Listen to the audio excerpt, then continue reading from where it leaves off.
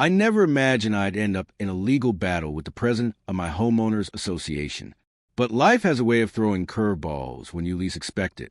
It all began about 3 months after I moved into Sycamore Heights, a quiet suburban neighborhood straight out of a magazine. The lawns were immaculate. The houses looked nearly identical, and the homeowners association had a reputation for being particular. Still, I figured that as long as I kept my property clean and tidy, I wouldn't have any problems. I was wrong. Karen Wilcox had been the HOA president for 6 years, and according to my neighbors, she ruled the community like a personal kingdom. She was in her late 50s, always perfectly put together with a blonde bob and a permanent scowl that seemed etched into her face. Her mission? Enforce every HOA rule down to the last comma. Our first interaction happened when I was putting up a small bird feeder in my front yard. I had just secured it to a tree branch when I heard someone clearing their throat behind me. "Excuse me, but did you get approval from the landscaping committee for that?" she asked in a tone dripping with condescension. She stood there in a beige pantsuit, clipboard in hand, eyebrows arched like she was genuinely offended by a bird feeder. I turned around, smiled, and said, "According to the HOA guidelines, bird feeders under a certain size don't require approval. This one's well within those limits." Her eyes narrowed, and she started scribbling furiously on her clipboard. "Well, I'll have to double-check that. In the meantime, I suggest you take it down until you receive official approval." Then she handed me a violation notice and walked off before I could say another word. I didn't take it down. Instead, I emailed her a copy of the exact rule from the HOA handbook that allowed small bird feeders, along with measurements and photos, to show I was compliant. 2 days later, I got a terse email from her saying that no violation had occurred. I figured that would be the end of it. I was wrong again. What followed was a steady stream of petty violation notices. My grass was supposedly a 1/4 inch too tall. My garbage can was visible from the street for 15 minutes after pickup. The color of my living room curtains, which were barely visible from outside, didn't harmonize with the neighborhood aesthetic. Every time, I responded with polite but firm rebuttals backed by the HOA's own rules. Being a corporate lawyer by profession certainly helped, though I never mentioned that to Karen or anyone else in the neighborhood. I preferred to keep my work and home life separate. Things really escalated when I decided to run for the HOA board. There was an open seat, and a few neighbors encouraged me to go for it after seeing how calmly I'd handled Karen's nonsense. When Karen heard about my candidacy, she called an emergency board meeting. I wasn't invited, but my neighbor Tom, who happened to be the board secretary, filled me in afterward. She was livid, he told me. She spent 20 minutes trying to find some obscure bylaw to disqualify you. When she couldn't, she started hinting that you seemed shady and untrustworthy. It was honestly awkward for everyone. I thanked Tom and decided to move forward with my campaign anyway. But Karen wasn't done. Not by a long shot. The very next day, I came home from work to find a notice taped to my front door. It wasn't another violation. It was a community alert. The notice taped to my door turned out to be a neighborhood community alert. It warned residents to be cautious of a so-called person of interest who had been seen watching children at the community playground. It didn't mention my name, but it didn't need to. The alert described my car and the times I usually went jogging. Early evenings, the same time I happened to pass the playground on my regular running route. The implication was clear and infuriating. I had never once stopped at the playground, let alone behaved suspiciously. I simply jogged past it, earbuds in, focused on my run. Angry and deeply disturbed, I immediately called Tom. He confirmed that Karen had written and distributed the notice entirely on her own, without any discussion or approval from the HOA board. Later that evening, several neighbors reached out to me, some expressing concern, others asking outright if the alert was even true. Fortunately, most of them were skeptical. They knew me as the quiet, respectful guy who always waved hello and regularly helped Mrs. Rodriguez carry her groceries inside. The accusations didn't match the person they'd gotten to know. But Karen wasn't done. The very next day, she created a private Facebook group titled Concerned Parents of Sycamore Heights. There, she began posting even more disturbing and completely false claims. Someone I knew sent me screenshots of her posts. I was horrified. Karen was now alleging that I had been photographing children at the playground, an outright fabrication.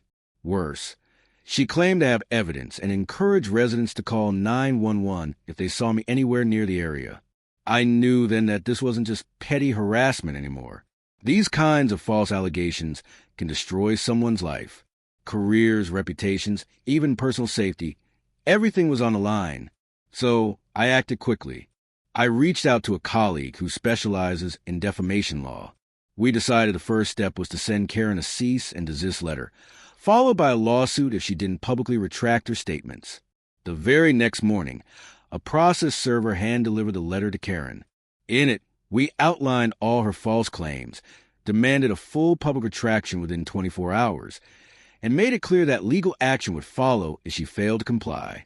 I also included a USB drive containing footage from my home security system. My front porch camera clearly showed that I had been home during several of the times she claimed I was at the playground. Ironically, I had installed those cameras months earlier after Karen began bombarding me with baseless violation notices. But instead of backing down, Karen doubled down. That afternoon, she sent a neighborhood-wide email claiming I was trying to intimidate concerned parents with legal threats. She even said my aggressive behavior only confirmed that I was hiding something. Then she organized a community meeting at her house to discuss the supposed threat I posed to the neighborhood. That was the final straw. I officially filed a defamation lawsuit against Karen personally, not against the HOA. I made sure the filing emphasized that Karen had acted entirely on her own, without board authorization. I didn't want to drag the entire association into her mess. The lawsuit laid out every false accusation she had made, detailed the harm they had done to my character and standing in the neighborhood, and included signed statements from several residents who were willing to testify that Karen had no evidence whatsoever. According to Tom, who attended the meeting out of sheer curiosity, the moment Karen was handed the lawsuit papers mid-meeting, her face went pale. She glanced over first page, then tried to act unfazed, telling everyone I was trying to silence her. But by then, several neighbors had already started quietly slipping out, clearly disturbed by what she had started. What Karen didn't know was that I had also filed a police report, because making false accusations about someone being a predator isn't just defamation. It can cross into criminal territory. Depending on how it's communicated, it can be considered filing a false police report. And this was far from over. Karen had encouraged neighbors to report me to the authorities, and I wasn't about to let that slide. Just 2 days after I filed a police report, the department opened an official investigation into Karen for filing false claims, and potentially for harassment. What they uncovered was more disturbing than I expected. Karen had a history. 3 years earlier, she accused a young couple of running a drug operation out of their home. Their only crime?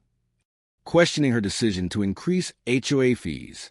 The police found zero evidence, but the emotional toll was enough to drive the couple to move out of the neighborhood. Before that, she accused an elderly man of vandalizing community property after he publicly opposed her at a board meeting. Security footage later proved he wasn't even in the area at the time of the incident. As these prior incidents came to light, Karen's grip on the neighborhood began to loosen. Residents who once tolerated or feared her began pulling away. The HOA board called an emergency session and voted to suspend her as president, pending the results of both the lawsuit and the police investigation. Karen was livid. She tried to argue the board had no authority to remove her, but the HOA bylaws were clear. If the president's actions exposed the association to legal risk, the board could intervene. My case moved faster than I anticipated. The evidence was strong. Between the security footage, written statements, and Karen's own reckless posts, the story was airtight. Her track record of false accusations didn't help her case either. For weeks after filing, we were in court. Karen arrived with her attorney, still holding on to the narrative that she was simply trying to protect the neighborhood. Her lawyer argued she had acted out of genuine concern, but the judge wasn't buying any of it. Mrs. Wilcox, the judge, said firmly, "The evidence clearly shows you fabricated serious allegations against the plaintiff with malicious intent. Security camera footage places him at home during the times you alleged he was lurking near the playground.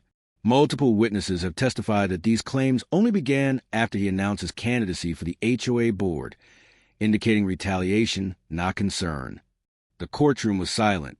Furthermore, the judge continued, "Your history of similar false accusations against other residents shows a clear pattern of behavior intended to maintain control through fear and manipulation." Then came the ruling. I find in favor of the plaintiff. Mrs. Wilcox, you're ordered to pay $75,000 in damages for defamation. You will also issue public retractions in every forum where you made these false claims and cover all legal costs incurred by the plaintiff. For a moment, Karen didn't speak. Her perfectly composed mask cracked. Her mouth opened slightly as if to protest, but no words came. Then she shook her head in disbelief, her voice trembling. "This is outrageous," she snapped.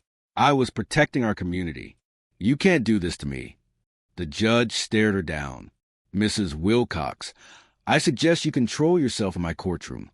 But Karen had lost all composure. "He's going to ruin everything I built," she shouted, pointing at me with shaking hands. "The neighborhood needs me." And then, as if things couldn't spiral further, two uniformed police officers entered the courtroom just as the proceedings were ending. They walked straight to Karen. "Karen Wilcox," one officer announced, "you're under arrest for filing false police reports and criminal harassment." Karen's eyes went wide with disbelief. "You can't arrest me. Do you know who I am?" she protested as they placed her in handcuffs. "I'm the president of Sycamore Heights." Her attorney looked mortified, whispering urgently in her ear to stop talking, but she was too far gone. As the officers led her out of the courtroom, she turned to me one last time. Her glare was sharp, but her lips trembled and tears had begun to well in her eyes. "This isn't over," she hissed. But deep down, I think she knew it was. For Karen Wilcox, once the self-appointed queen of Sycamore Heights, it was very much the end.